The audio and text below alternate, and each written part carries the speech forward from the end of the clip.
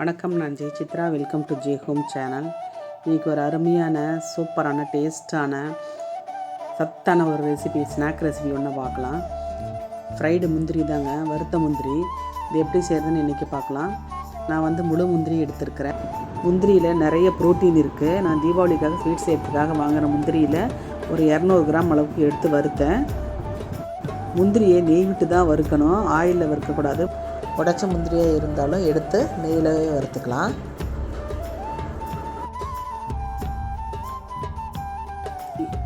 இதுக்காக நான் ஒரு கடாய் வச்சுட்டேன். அடுப்பில் 2 ஸ்பூன் அளவுக்கு நெய் விட்டுட்டேன்.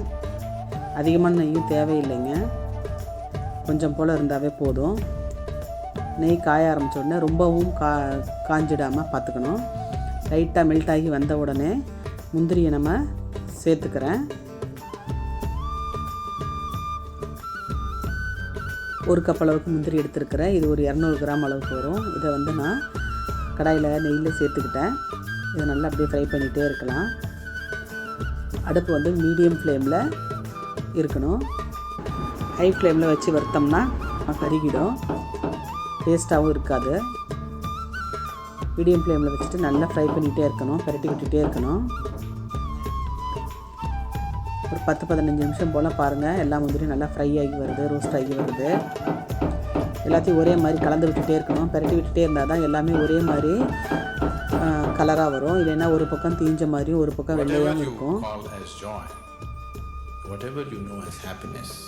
இப்போ ஒரு 1/2 ஸ்பூன் அளவுக்கு மிளகாத்தூள் சேர்த்துக்கிறேன்.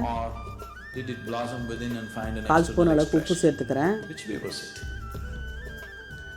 1/2 ஸ்பூன் அளவுக்கு பெப்பர் சேர்த்துக்கிறேன். இங்கே உங்கள் டேஸ்ட்டுக்கு ஏற்ற மாதிரி காரம் எச்சு கம்மியாக போட்டுக்கோங்க, அது உங்கள் சாய்ஸ். இது அளவாக நான் சேர்த்துருக்குறேன். பாருங்கள், நல்லா ரோஸ்ட் ஆகி வந்துடுச்சு முந்திரி. இது இப்படியே சாப்பிட்லாம். ஆற வச்சு நல்லா ஏர்டைட் கண்டெய்னரில் போட்டு வச்சுக்கோங்க.